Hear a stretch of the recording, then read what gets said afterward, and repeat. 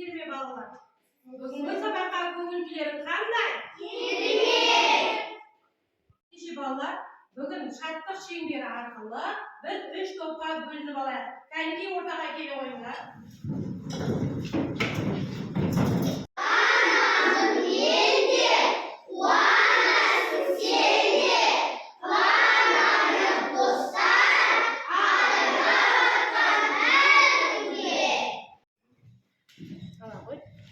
Кәнекей балалар, тез жылдам. Біз мінекей 3 топқа бөлініп алдық, я? Яғни ер жүректер тобы, жігерлер тобы және бізде батырлар тобы. Балалар, мен сендерді өз-өздеріңді бағалайсыңдар. Бүгінгі сабаққа жақсы атсалысып, бірден 4 тапсырмаға жауап беріп отырғандарын мына ұялы телефон арқылы өз-өздеріңді бағалап отырасыңдар. Яғни бұл жерде бірінші тапсырмада қанша сұраққа жауап бердіңдер, яғни 2 сұраққа жауап беретін болсаңдар, 2 қосу дегенді қоясыңдар. Жарай ма?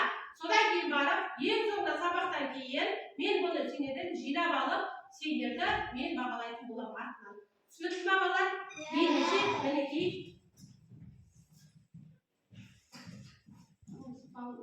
Ендеше балалар, мен сендерге қазір мынандай кері байланыстарды тарататын боламын. Яғни бұл кері байланыстарды сендер сабақтың соңында түсінгендеріңді сабақты, я болмаса түсінбегендеріңді, я болмаса жартылай шамалы түсіндім дейтін болсаңдар, мына тұрған қалташыққа сабақтың соңында не істейміз? Осы кері байланысты саламыз. Үйге қандай тапсырма берілді? Кім айтады? Кәнекей, ал енді айта қойшы. Бұл тақырыбында сурет салып, әңгіме құрап келу. Сен сурет салдың ба? Иә. Ендеше кәнекей, сөйлем құрай қойшы.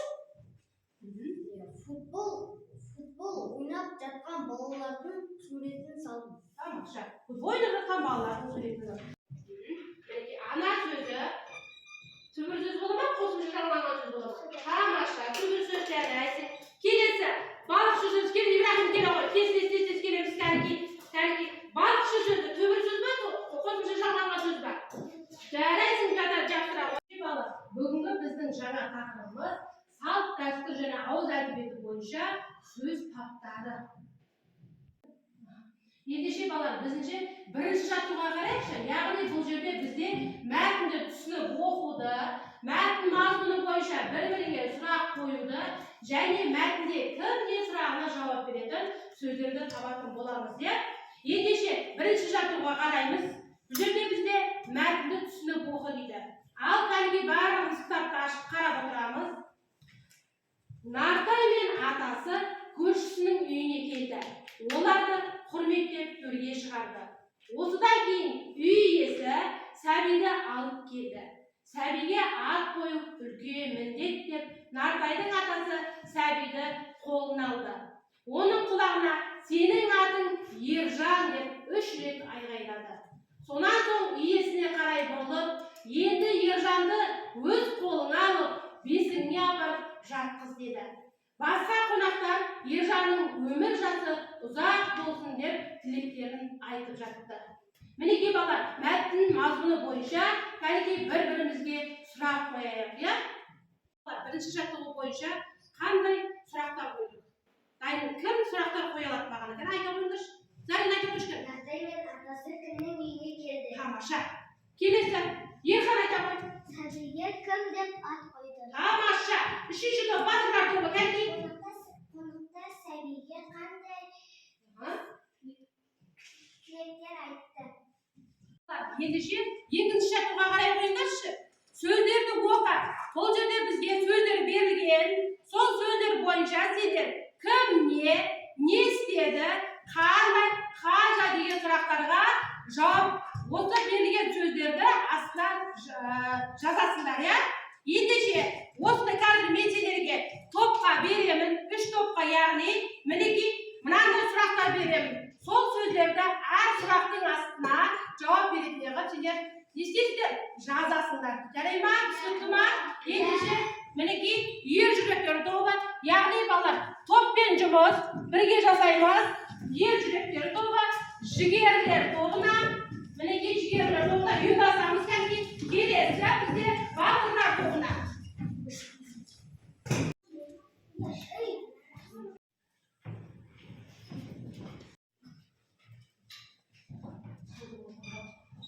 естеріңде сақтаңдар. Бүгінгі сабақта бізде ереже сөздер мағынасына қарай бірнеше сөз табына бөлінеді. Яғни зат есім, етістік, сын есім, сан есім болып сөз таптары. Яғни сөз таптарына сонымен балалар зат есім, етістік, сын есім, сан есім бұлар сөз таптары екен. Яғни соның ішіндегі балалар зат есімге кім, не, кімдер, нелер деген сұрақтар қойылады. Мен сіздерге жаңа тақырыпты жетік меңгеру үшін мына бір бақа ойынын алып келдім. Кәнекей, осы бақа ойынын кім шығады бақа ойынына? Кәнекей, кім шығады? Маған Нұрислам келе ғой. Ал міне Нұрислам саған сөздер мағынасына қарай нешеге бөлінеді? Қаншаға бөлінеді білесің? Қанаяқтан? Яғни төртке. Тамаша, дұрыс жауап берді ма? Иә! Келесі келіп ғой, қазір кім келеді? Раяна келіп ғой. Тез. Зат есімнің сұрақтары қандай? Кім, кімдер, не, нелер? Тамаша. Келесі келіп ғой. Тез, Арина. Келіп ғой, тез. Жылдам. Кім не сұрақтарына жауап беретін сөздерді тап. Кім не сұрақтарына жауап беретін сөздер қайсы?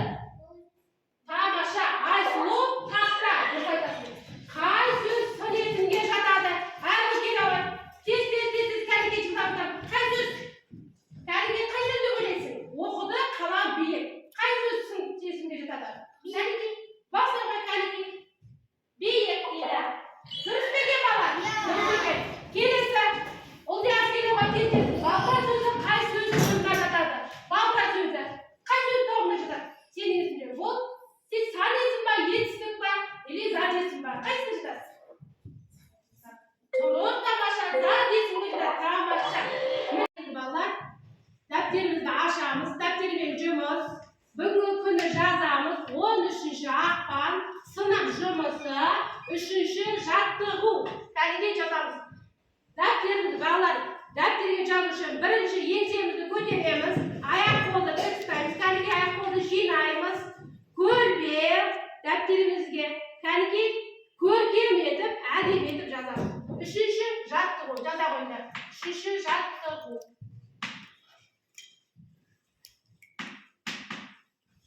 3 жаттығу. Яғни бұл 3 жаттығуда не берілген? Бізге жас баланы қалай айтатынын тауып жаз дейді. Бізге сәби, мына жерде қараңдаршы, бізге берілген, иә?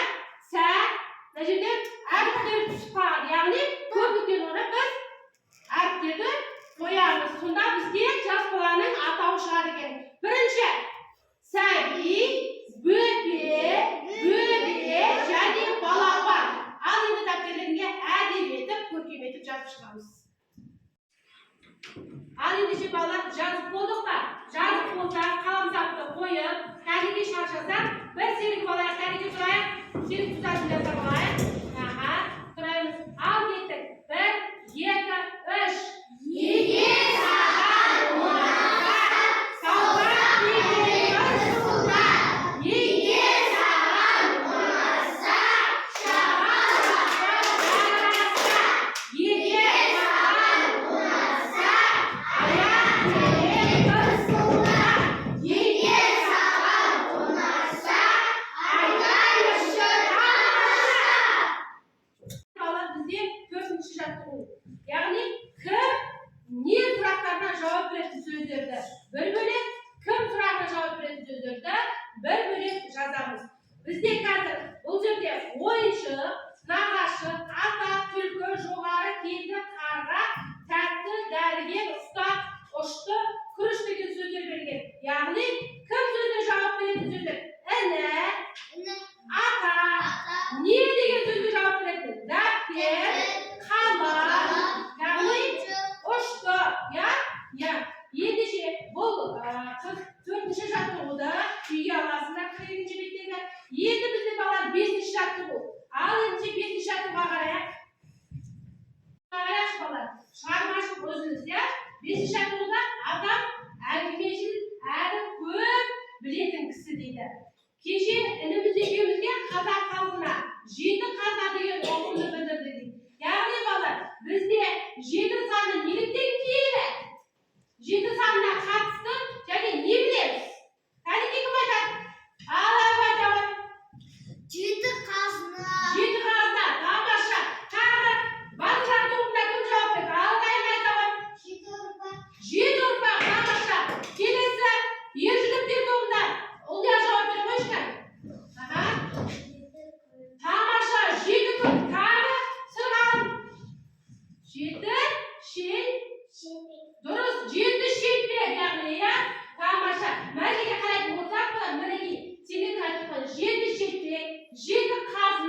жеті ұрпақ, жеті түн, жеті жарғы, жеті жұрт, жеті күн және жеті қақ көк дейді. Осының ішінде балалар, енді мына жерде қарасаңдар, мінекей, жеті киелі сөздер, жеті қазақ халқы үшін киелі сан. Яғни бізде жеті қазынаға неден жатқызатынбыз? Қараңдаршы, жүйрік ат, қыран құмай тазы, берен мұрты, қақпан, алмас кездік және сұлу әйел. Осыны балалар естен шығармай жаттап алайық. Ал енді балалар, мен сендерге жаңа сабақ басталмас бұрын сендерге өз бағалау берген болатын, және кері байланысты берген болатын. Өздеріңді қанша тапсырмаға жауап бере алдыңдар, мен сол арқылы өздеріңді бағалайсыңдар деген, және кері байланыс. Ол кері байланысты бүгінгі сабақта түсінгендеріңді, немесе шамалы түсінген, болмаса мүлдем түсінбегендер жағдайда ол кері байланысты апарып, не істейміз? Мына тұрған қалташықтарға саламыз. Қанекей, келе қойыңдар. Келе қойыңдар.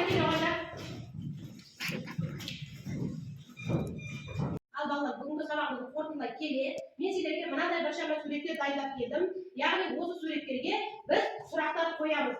Бүгінгі сабағымызды біз осы сұрақтар қою арқылы түсінбегендеріңді білетін боламыз. Ал енді мына жерде мен қазір сурет көрсетіп тұрмын. Қанекей, мына суретке қандай сұрақ қойылады? Заңын айта қойшы. Кім ғарышкер? Тамаша, кім ғарышкер? Жарайсың. Енді келесі. Мына суретке қарайықшы, Қанекей. Кім қояды? Сұрақты Қанекей Айсәуле. Қоя қой. Домбыра. Тамаша, не? Домбыра. Жарайсың. Ал енді мына сұрақ. Қараңдаршы, мына суретке қарай қояқшы. Қанекей, кім сұрақ қояды? Қоя қойшы дейді. Кім әже? Тамаша, кім? Әже. Жарайсыңдар. Енді балалар бізде ұлттық нақышта қазір құндылықтарымыз жүріп жатыр, біз қазір құндылықтармен жұмыс жасаймыз. Сондықтан мына жерде мен сіздерге ұлттық тағамдарды алып келдім. Ал енді осы жердегі бүкіл ұлттық тағамдарға қандай сұрақ қойылады? Ал әрі айта қой. Не? Мысалы, бір ойлап қойды ал. Не бауырсақ? Ал енді барлық тағамдарға сұрақ қой қойшы. Барлық тағамдарға нелер? Тамаша, нелер? Балалар, үйге тапсырма. Бүгінгі сабақты барлығымыз толықтай түсіндік деп ойлаймын. Бүгінгі сабағымыз қызықты өтті деп ойлаймын. Сондықтан мен сіздерге қазір күнделіктерімді алып, бүгінгі үй тапсырмасын жазып аламыз. Үйге 42-ші беттегі 4-ші жаттығу, яғни кім деген сұраққа жауап беретін сөздер тез жазыңдар.